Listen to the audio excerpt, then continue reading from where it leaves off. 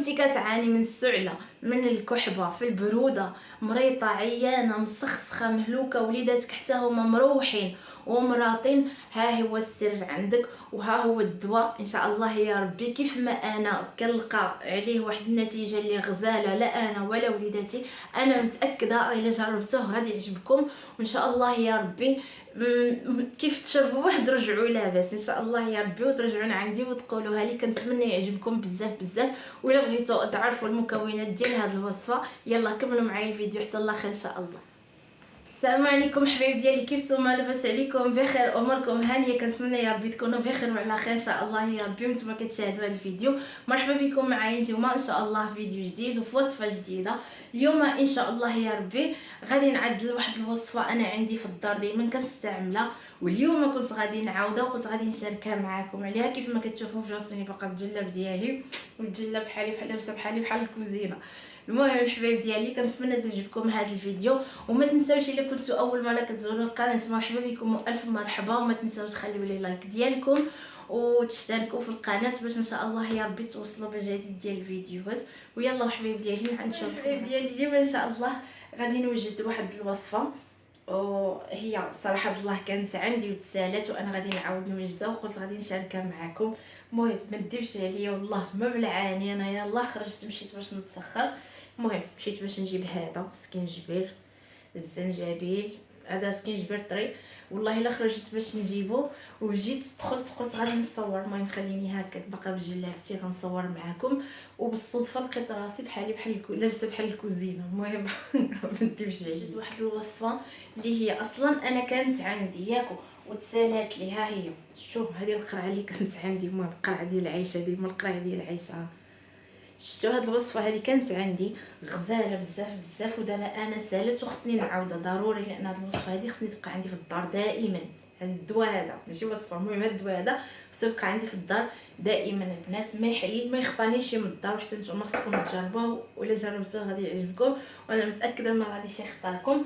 المهم انا كيف ما شفتوا فعلا تسالالي تسالوا في هذا الوقت هذا اللي زيونه بزاف بزاف وغزاله وغادي تنفعك وتنفع وليداتك وغادي تنفعكم الكبار والصغار، مزيانه لكل شيء. المهم انا هذه كنستعملها وعندي من شحال هذه والله العظيم، وكيف ما كتشوفوها هي تقادات، وغادي نعاود واحده اخرى غادي نشاركها معكم. المهم خليكم معايا باش تشوفوا الطريقه والمكونات ديال هذه الوصفه. هنايا الحبايب ديالي كيف ما كتشوفوا ها هما المكونات اللي غنستعملوا ديال هذه الوصفه هذه، ديال هاد الزيت. هاد الزيت هذه غزاله بزاف بزاف وكتحمق، وكنصح اي واحد عنده الوليدات الصغار وحتى الكبارين كتصلح لهم مزيونه بزاف بزاف. غتاخذوا سكينجبير، ها هو يكون طري سكينجبير، شفتوا هذا ما غنستعملوش كامل، هذا غنقسمو على جوج. وغناخذ واحد القرعه بحال هكذا اللي تكون، المهم قرعه هي نيت عندي انا هاد القرعه ديال العيشه الكوفيتير وديال المطيشه ما كنستغناش عليهم. المهم غتاخذوا واحد بحال هكذا طرف ديال السكينجبير، ها هو. المهم هذا عندي مغسول، يكون مغسول مزيان لان هاد الوصفه كتنكل غتاكلوها. غتشبروا هذاك السكينجبير، غتاخذوا واحد الموس بحال هكا، ما غادي تقطعوه ما تحكوه ما حتى حاجه، خليوه بحال هكا صحيح بحال اللي كتقبوها بحال هكا. شوفوا باش كيبقى كيخرج هذاك الماء ديالها. المهم هايدا بحال هايدا البنات، ها شفتوا غير خذوا واحد الموس وبقاو كتقبوه بحال هكا، ديروا به الشريطات بحال هكا. وغتاخذوا القريعه ديالكم هي هذه وغنحطوه فيها بحال هكا. غناخذ واحد الراس ديال الثومه، ها هو كامل الثومه اللي تكون حمراء، شفتوها. المهم انا غادي نقشر هاد الثومه كامله غنقيها باش غنديرها هنايا، ماشي غنقيها بحال هكا لا، خليوها هكا هذه بهاد القشره ديالها، غير حلوها وصافي ما تبقاش بحال هيدايا. هاي شفتوا غير حلوها هكا وصافي.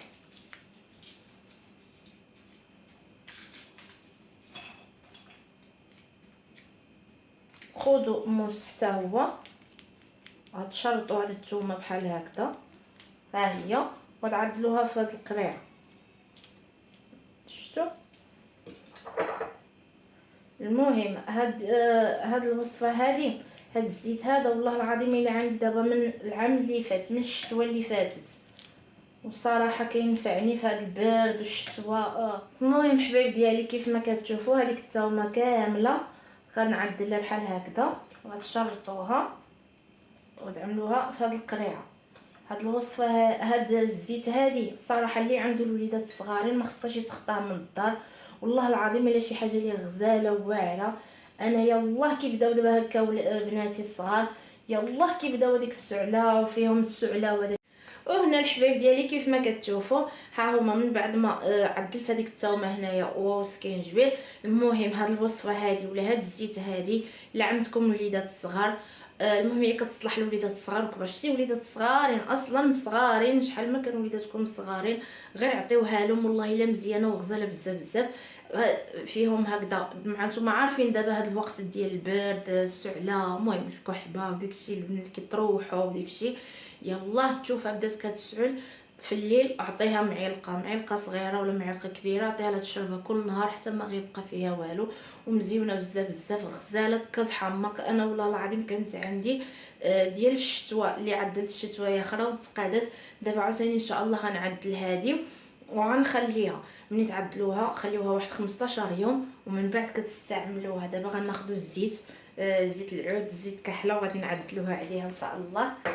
وهنا حبايب ديالي كيف ما شفتوا ها هما. المهم من بعد اخوتي هنا ملي غتعدلوهم في هذه القرعه غتاخذوا الزيت ديالكم، مهم زيت العود اولا زيت الزيتون ولا زيت كحله، كل واحد شنو كيقول لا، وغتعمروا هذه القرعه هذه. شوف انا عارفه الزيت غالي والله العظيم حتى انا اصلا ما عنديش ما بقى لي شي غير هاد شويه اللي كاينه صراحه الله. ولكن المهم هذه الدواء ماشي كنا غنستعملها في شي حاجه اللي مضيعه ولا شي حاجه، بالعكس هذه غتبقى الدواء عندك وغتجبرها في الدار ديالك بحال الحزانه. المهم انا ناخذ نعمر هذه القريعه ها هي.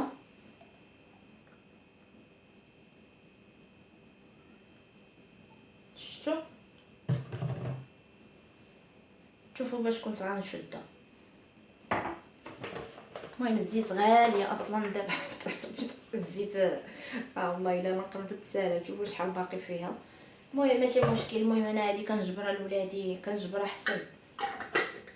غادي تاخذوا هاد الزيت ديالكم بحال هكا ها هي غتسدوها وغتخليوها بحال هكا واحد 15 يوم. شوفوا ها هي الزيت كما قلت لكم. غتاخذوا هاد الزيت ديالكم غاد الغلاقه تشدوها مزيان وغتخليوها في شي موطه عايده منزله وغادي تخليوها واحد المده ديال 15 يوم عاد تقدروا تستعملوها. صافي ملي تقول 15 يوم كيكونوا طلقوا فيها هاد السكينجبير وهذيك الثومه بداو كيطلقوا فيها. خليهم هكاك فيها بلا ما تحيدوهم دائما، وكل هكا مثلا في الليل وليدات صغارين ولا حتى الكبارين هانتوما غتجربوها وغادي تعجبكم. انا متاكده غادي تجربوها وغادي تعجبكم بزاف بزاف.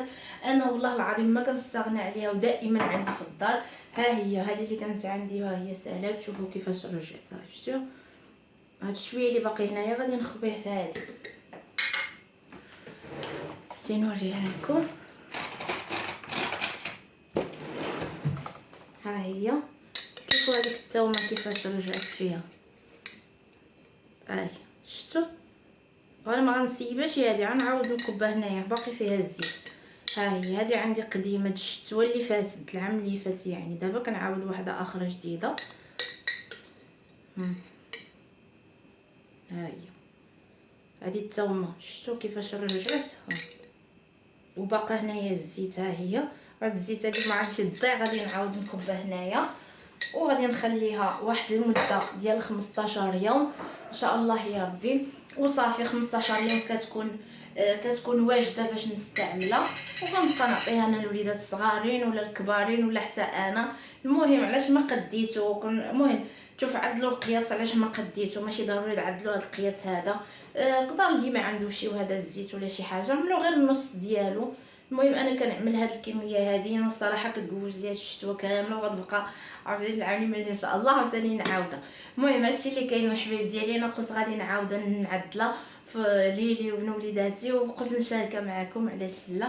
هادشي اللي كاين وكنتمنى هاد الفيديو هذا يعجبكم. المهم حبايب ديالي كان هذا هو الفيديو ديال اليوم. كنتمنى يعجبكم بزاف بزاف وكنتمنى الا عجبكم هذا الفيديو ما تنساونيش وانا متكيه كنهضر معكم باش نجي بحال الكوزينه.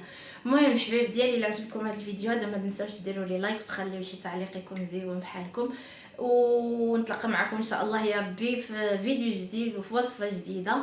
والمهم جربوها، عدلوه وجربوه وردوا عليا الخبر. والله الا اللي مزيونه بزاف بزاف، شي حاجه ديال البرد غزاله، وبالخصوص في هذا الوقت هذه الوقيته اللي حنا فيها.